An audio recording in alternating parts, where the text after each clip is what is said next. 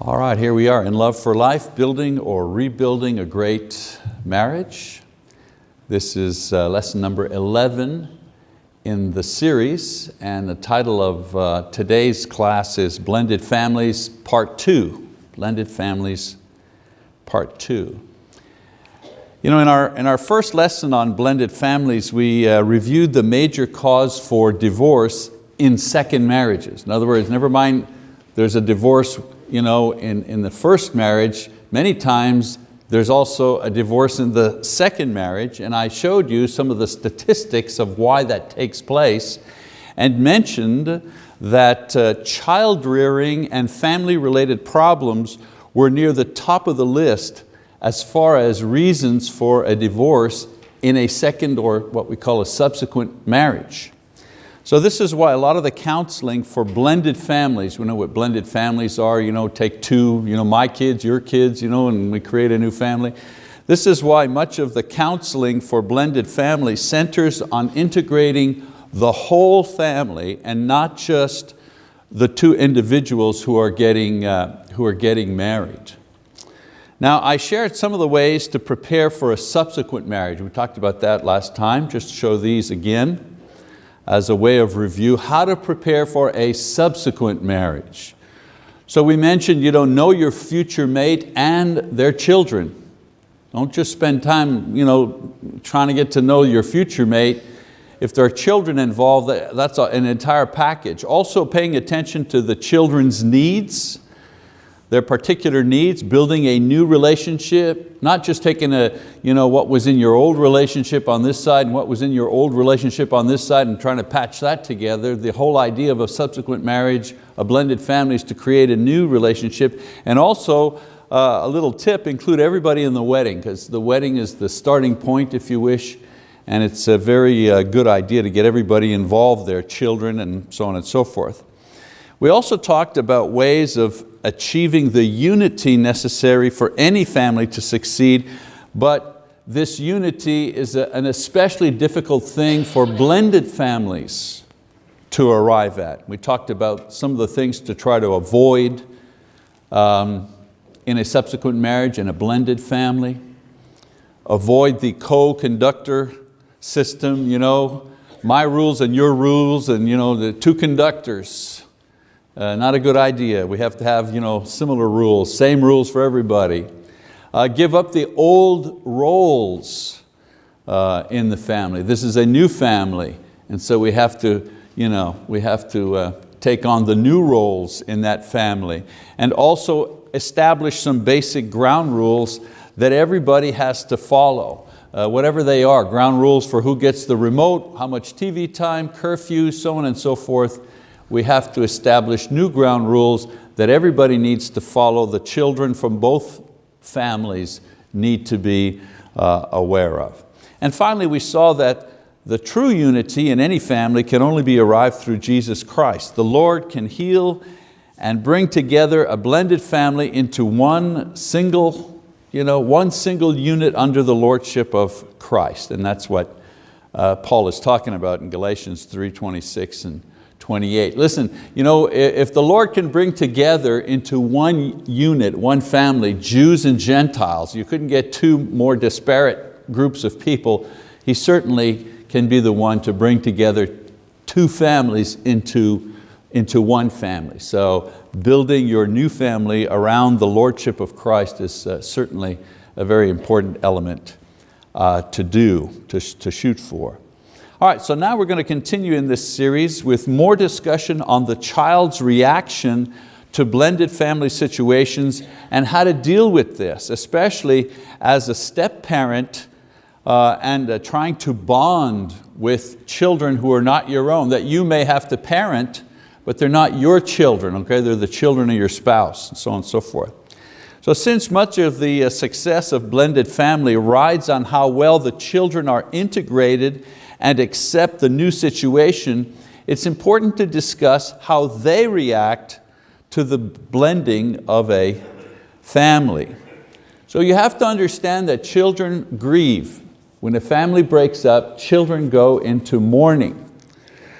And it doesn't matter what reason that family, if a spouse dies, of course it's more obvious at that point, but even when there is a divorce, children mourn, and like any period of mourning, they go through a grieving cycle for not only the parent that they have lost, but also for all the family times that they have lost.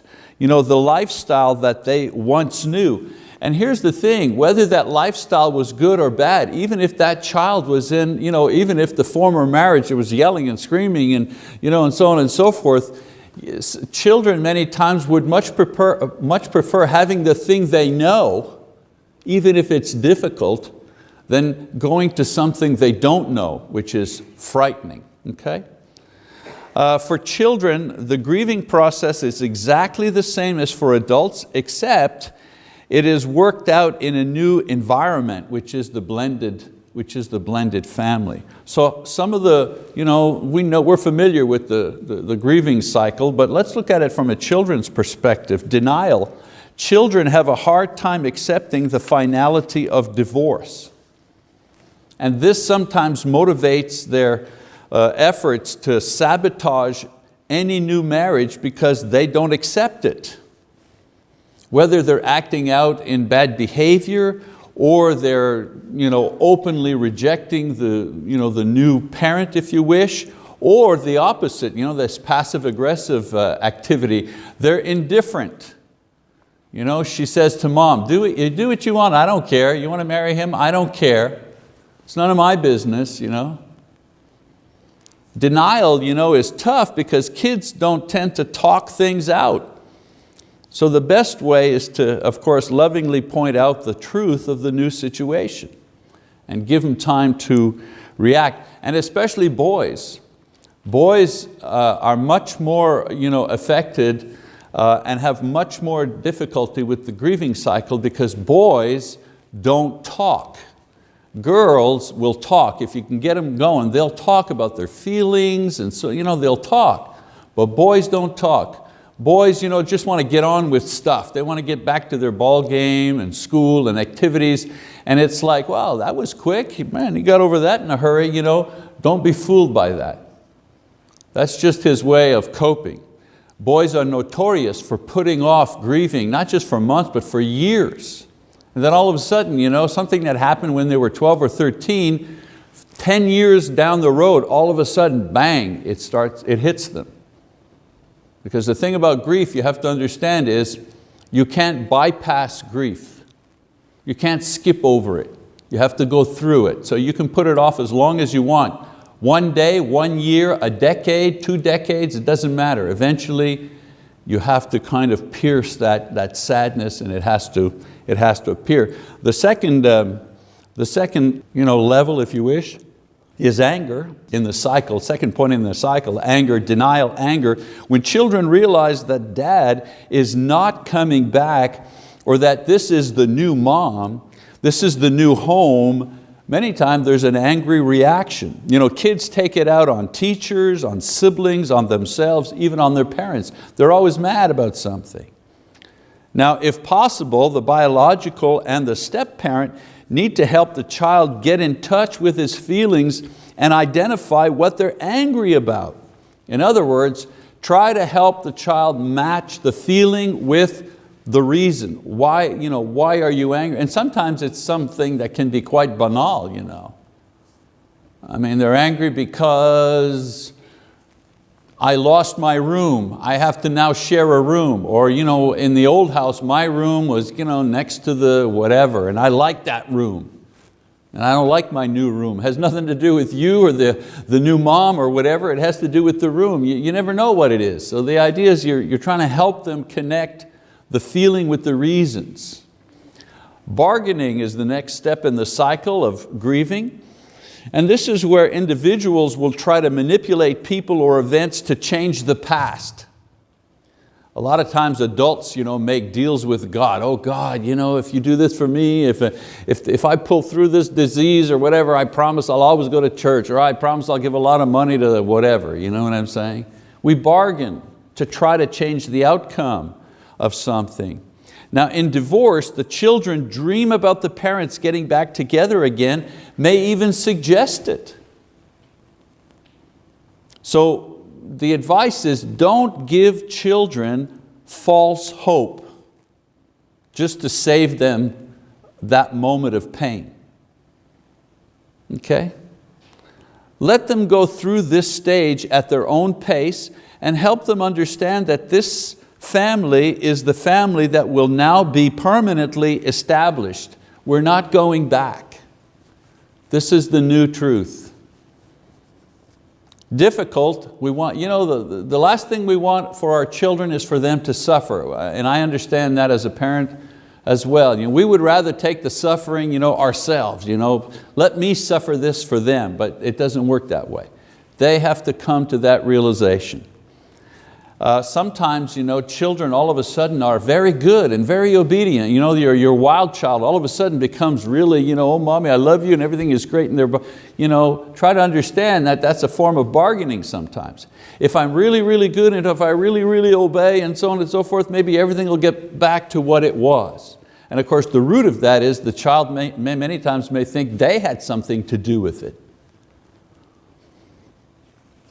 Depression is the next stage, or one of the stages. Don't get me wrong, these things don't normally follow in order, right? I mean, they're just different stages, and adults as well as children, they bounce from one to another. So don't put the denial, then anger, then bargaining. Don't put these on a continuum. Put it like a circle instead.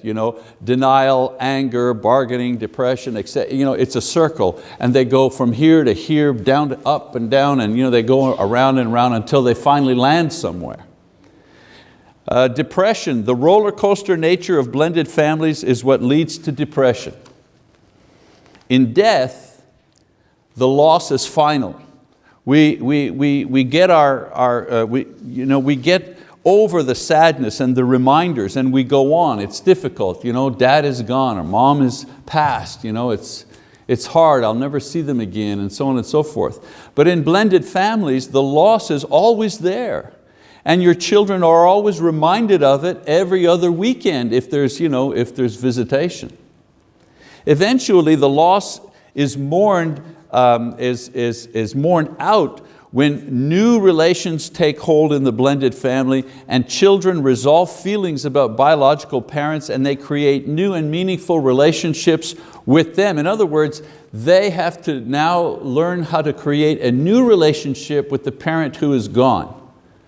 And they have to learn how to create a new relationship with the new parent that has arrived.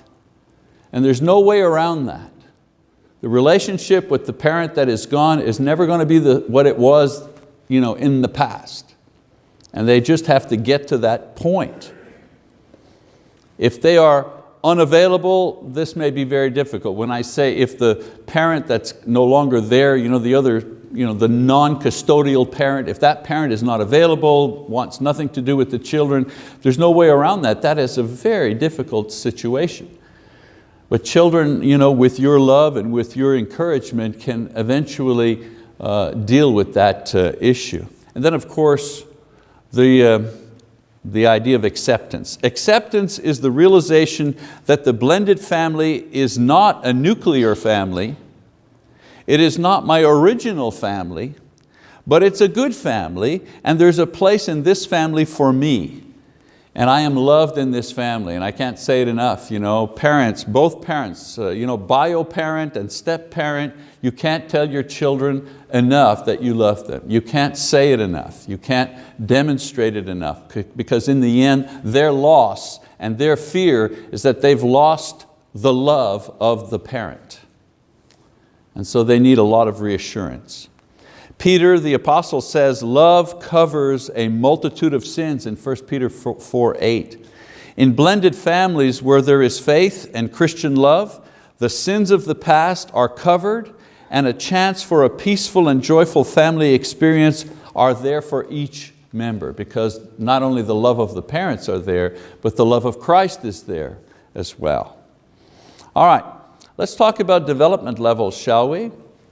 Just as there are specific reactions of children to divorce, and the reforming of family, there's also specific needs of children at each age group when they find themselves in this blended family situation. So from 0 to 2 years of age, they need a lot of touching and nurturing as a way of reassurance that everything, despite the changes, everything is okay. Imagine these little kids, when from 0 to 2 years, a family breaks up, they can't articulate their feelings, they can't say, "Mommy, what's going on? Where's Daddy?" They can't say that. All they know is that things have changed.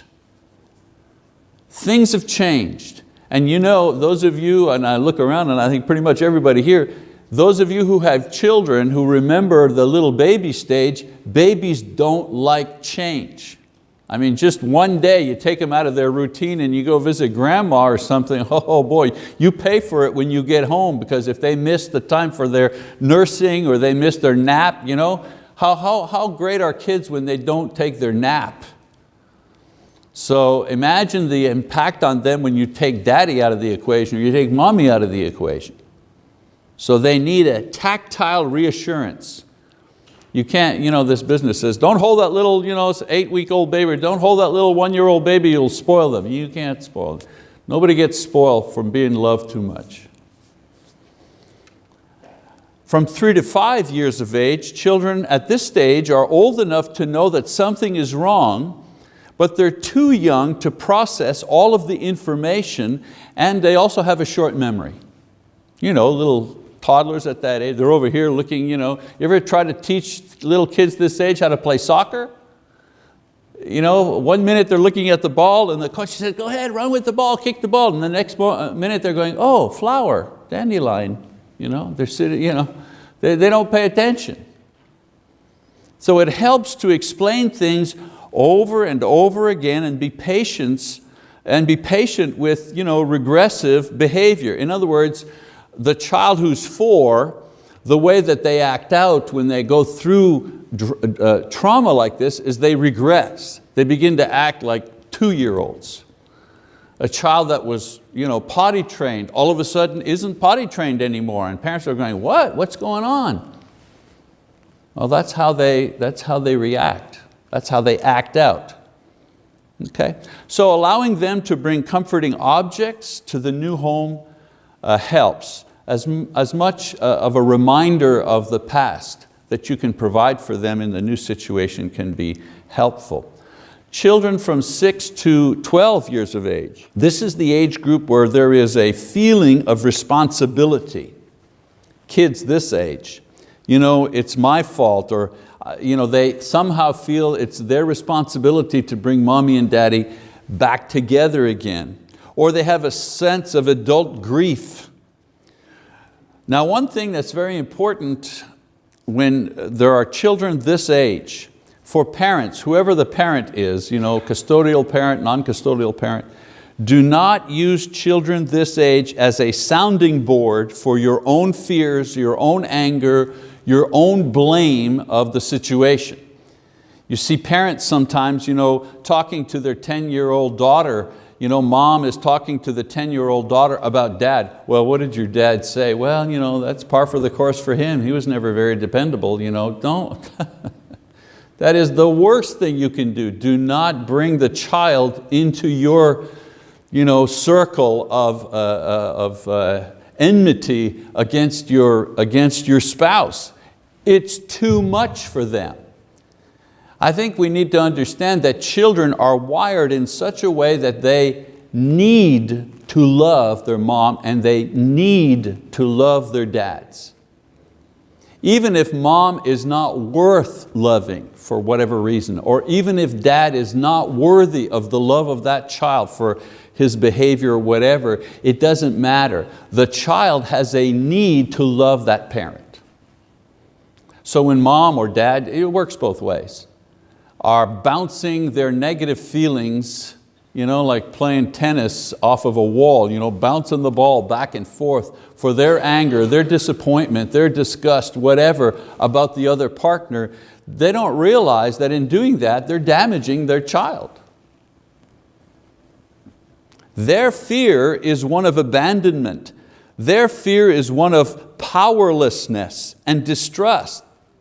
What do you think a child feels when they've lost a parent in this way? Well, their thinking subconsciously is that, well, adults, they just leave you. And adults, they can't be trusted. They need to know that they are okay. So of course we need to talk and encourage them, allow them to make small decisions for themselves. Be kind to ex-spouses, even if they don't deserve it. And keep your promises. You know, these children have already been disappointed quite a bit. So the worst thing we do, and I know stuff comes up, you promise I'll be there for the game and then there's a big emergency at work, we understand that. But as much as, I tell parents, whatever you do, do not overpromise. Because parents who have been through divorce, with the children, they tend to overpromise as a way of making up to them the damage that's taken place in the family. Don't overpromise. Better you underpromise and deliver than overpromise and not deliver. All right, the group 13 and above. Adolescents struggle with growing up in the most stable of nuclear families, so it's normal that in a blended family, problems are simply magnified or increased. So for children in this age group where there is a divorce, the main issue is independence. In a nuclear family, the issue is negotiated with biological parents to an eventual decision. Mom and dad sit down, these are both the bio parents of this child, and they talk about curfew issues, driving, how far you can drive and all that kind of stuff. But with the blended family, teenagers have to cope with the independence issue. You have to work out with the single parent and work it out now with the new parents and work it out with the separated parents. All the parents have an opinion. So in each case the rules are different and the standards change, and this leads to confusion and discouragement. If when you go to dad's place on the weekend, you get to stay up till 1 a.m. and your curfew is midnight, or something like that, and you can skip supper and eat late, and if you can drive his car, and then when you go home to the custodial parents, curfew is at 10 o'clock, you cannot have the car after 9 p.m. You can't be driving around after, you see what I'm saying? I mean, these kids are confused.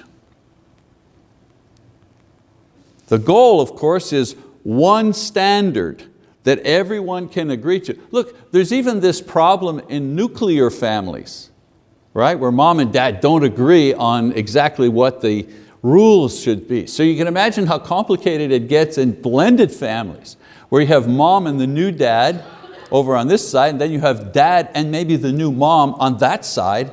And now you got 4 bosses trying to figure out your, your curfew and your rules. I just tell parents, look, parents, get your heads together first and come up with, negotiate what you can agree on, and then, but whatever you do, do not negotiate in front of your children. Okay?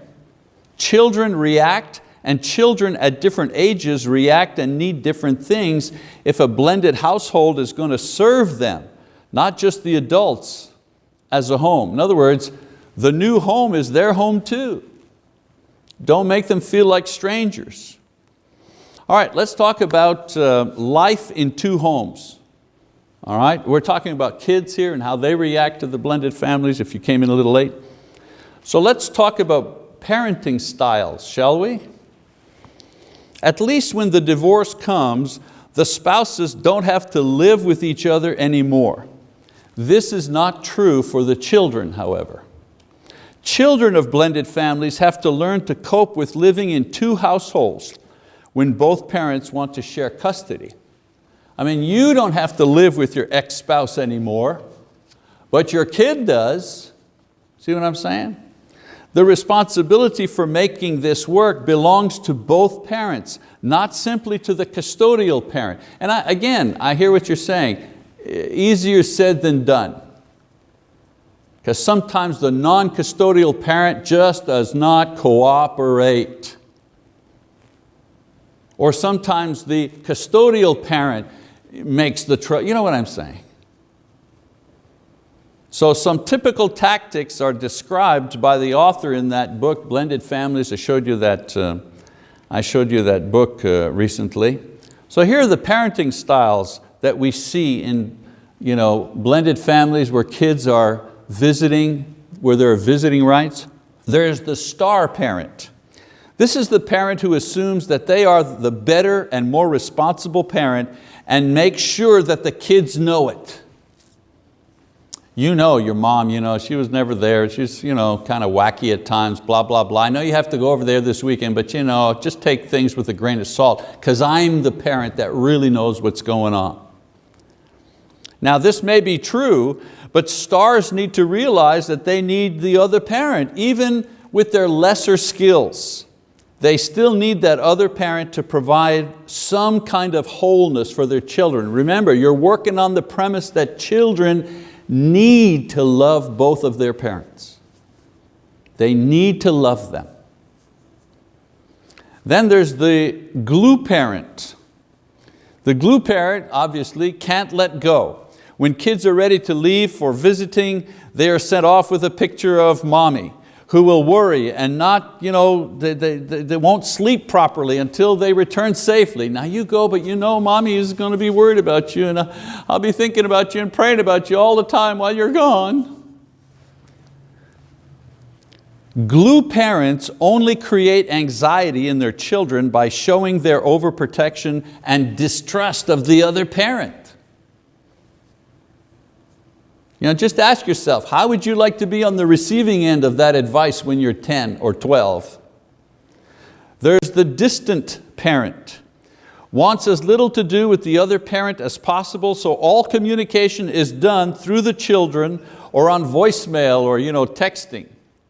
This is, tell your father, the father's right there in the car. Tell your father that blah, blah, blah, you need to be home by 7 p.m. Sunday because we have a thing, And he goes to the car and, well, daddy says that he can't do it because we also are going to the ball game. And well, okay, well tell him that if he's going to be late, he's going to, you know what I'm saying? The distant parent. Schedules are off, there are mix-ups, missed dates. There needs to be an understanding that the other person is not a mate anymore, but they're still a parent. Just because there's a divorce, doesn't mean that the other person is not a parent anymore. There's still some responsibilities. Again, I hear people thinking, yeah, but that's not as easy as it sounds. That's why I'm saying there's such a thing as the distant parent. Another style is the sometimes parent. This is the one who is there sometimes, but you're never sure when, because they're only around sometimes for whatever reason. There's always a reason, always an excuse. Sometime parents should be there at the times that this type of behavior affects the emotional health of their children. This would motivate them to be there. Sometime parents are the ones that break rules, break promises, break schedules. They're just there sometimes. And the idea is it would almost be better if they weren't there at all. At least it wouldn't, the child would get over the disappointment. But remember, I always go back to my basic rule. A child needs to be able to love both of his parents, his bio parents. Then there's the ruthless parents. The ruthless parent is the parent who is still fighting, who's still getting even by putting down the ex-spouse, the new partner, or sabotaging any chance of peace so they can keep the war going. You hurt me, and I will now find a way to hurt you at every possible twist and turn of our relationship. I'm going to get you back. And of course, everyone here is hurt. And in the end, even ruthless will feel rejection from the ones manipulated, because kids know what's going on. Don't you mistake it. Kids know who's who. They know what's going on. They don't say it, but as they grow up, eventually they grow up and they know who did the work. They know who did the heavy lifting. They know it. And then there's the parent. This parent recognizes that the marriage is over, but their role as parents is not over. They strive to be good teammates with the ex-spouse and the new blended families, even though it hurts. And they do it for the love and the happiness of their children. They want their children to be happy. And if that means, maybe you were the one that was abandoned and for whatever reason, and you're the one that's hurt, and you're the one that's the victim, and your ex-spouse remarries now, and they're all so happy and everything is so great, and you've got still a lot of resentment going. It's very tempting to use the children to punish the ex-spouse. But the parent understands that the happiness and the well-being and the balance of their child is more important than for them to get even. And in the long run, your child will bring you much more joy and happiness and blessings if you avoid seeking revenge. Jesus said that true love is when we lay down our lives for others. And many times, unfortunately, in a failed marriage, this is what has to happen in order to at least give the children of that broken marriage a chance to be happy and to grow up in a balanced way. All right, I told you this was going to be a practical lesson on blended families. Helpful hints for the weekend visit. Helpful hints for the weekend visit. Visitation is a normal part of blended families' routine that nuclear families rarely encounter. For example, his son comes over from his and his ex-wife's home. Now his present wife's daughters leave to visit their father. There are families like that. The weekend comes, one child comes in and some children leave, and it's a kind of musical chairs. Even though this might seem strange to a nuclear family, visitation and the peculiar challenges and problems attached need to be dealt with by blended households. So here are some helpful guidelines to make these visitation things run a little more smoothly. Of course, this might not apply to some of you in here, but many families have to deal with this. So first piece of advice, take the initiative. If visiting children are left to arrive and then just flop in front of the TV or left to decide what to do, they will invariably be under-motivated. And it'll come out as, I'm bored, I'm mad, I don't like it here. Or they become over-demanding. Hey, let's go to Frontier City, or let's go bowling, or let's go to a baseball game or whatever. So I tell parents in this situation, plan for the visit, especially the first night.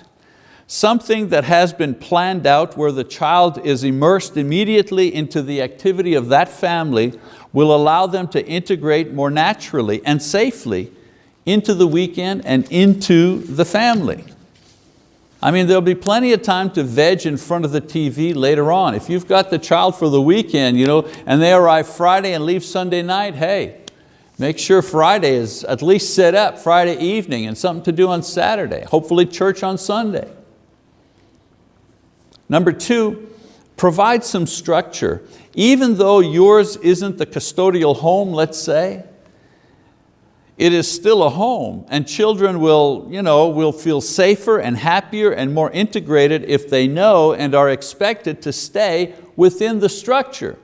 I know this is not the case in our home, but we have grandchildren, and when the grandkids come over to visit, Lise is expecting them. She's taking out the toys and she's putting up some coloring books and she's taking out things. So the kids, when they come over, and after all the hi grandma and grandpa, all the kissing is done, there's something to do. Hey, how about we color together? Let's do that together. There's a little bit of structure. Otherwise they'll be whining and crying and not knowing what to do. So provide structure, meal times, bedtimes, preparation for church. This also includes proper conduct and dress. A visit to the non-custodial parent, for example, a visit is not a vacation. They're not there on vacation where anything goes. You can go to bed when you want, get up when you want, eat when you want. You do that on vacation. But a visit from a child that's in the other home, it's a time to experience the life of the other parent and share a bonding time with them. And this is more easily done in a structured environment and one which is consistent from visit to visit. If the child knows when I go over to mom's house, well, I better bring some church clothes along because I know that we'll go to church on Sunday. Because there's an expectation of what's going on. Number 3, be accepting. Receiving visits from non-custodial children is not like a visit from a friend or from an aunt. You're offering more than just hospitality. You're offering an equal place in your family for a limited time. In other words, if children who are from the custodial parent are coming to your house, then they are equally treated like all the other children in your house. So children who visit need to feel that they are important, they have the same rights and protections as the other children, as well as the same type of atmosphere. Got to move quickly here. Number 4, provide a home, not just a room. Visiting children will accept the situation as well as the other family if they're given their own space in the home. Maybe you don't have an empty room that the visiting child can be, but you have to get, okay, you're going to be sleeping in the, the family room, there's a couch to pull out. Well, that place, that's your space. The goal is to help them deal with the loss of their nuclear family and its dreams, if you wish. This can be done by reassuring them that they have ownership in the new home and family established by the non-custodial parent as well. The parent and the new spouse need to help the child know and develop a relationship with the other children and also the things that are going on in that family and in that home. Number 5, give permission to love.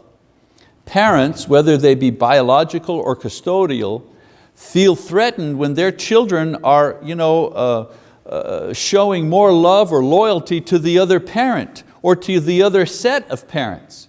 Your bio child leaves for the weekend to go see your ex-husband and his new wife. They're going to stay there, and they come back and say, Mom, she's really nice. Ooh. You don't want to hear that, do you? Sometimes it'd be more human that the child come back saying, man, I don't know what he sees in her. I don't know what daddy sees in her. She's 10 times not as nice as you, Mom. You're 10 times better than her. Your flesh would rather hear that. But if the child comes home and says, wow, Dad's new wife, she's so cool. She's so nice. This is especially true when the custodial parent feels the weekend parent is cheating by buying their child's love with leniency or gifts or trips. Making snide remarks or suggesting that the other parent is unworthy of love only confuses the child into thinking that they don't have permission to love who is important to them.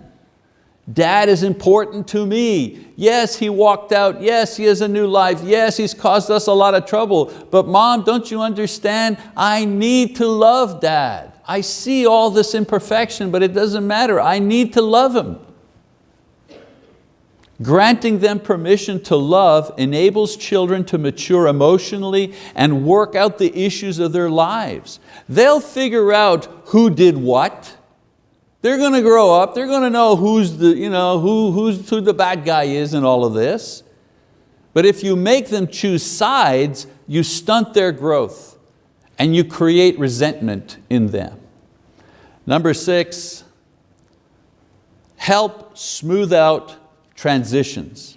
Arriving and leaving, just the home, can be emotional moments. Try to understand and deal with these accordingly. It's natural for children to withdraw at departure in order to lessen the pain.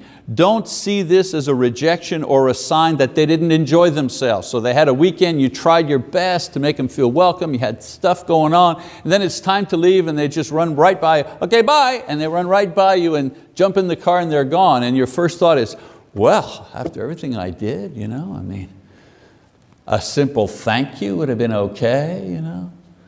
What's that other parent doing with this kid? Not teaching them any manners? No. Children, are sensitive. It's difficult for them because they have to say goodbye, goodbye, goodbye. Every weekend it's goodbye, goodbye. Too many goodbyes in their lives. So send them off with love and assurance that you look forward to the next time, and try to resolve whatever conflicts before they leave. And realize that when they come home, that they have been in a different, but not necessarily a better or worse world. So don't snoop and don't inquire. And give them some space and welcome them home happily. Visitation, visitation is not the best way to parent, but it's not an impossible way to parent. It's not the best way, but it's not impossible. You can do it. You can do it if you provide them love and assurance that you love them and that you're willing to, you're willing to be a good partner with your ex-spouse. All right, that's our class for this morning. Thank you very much for your attention.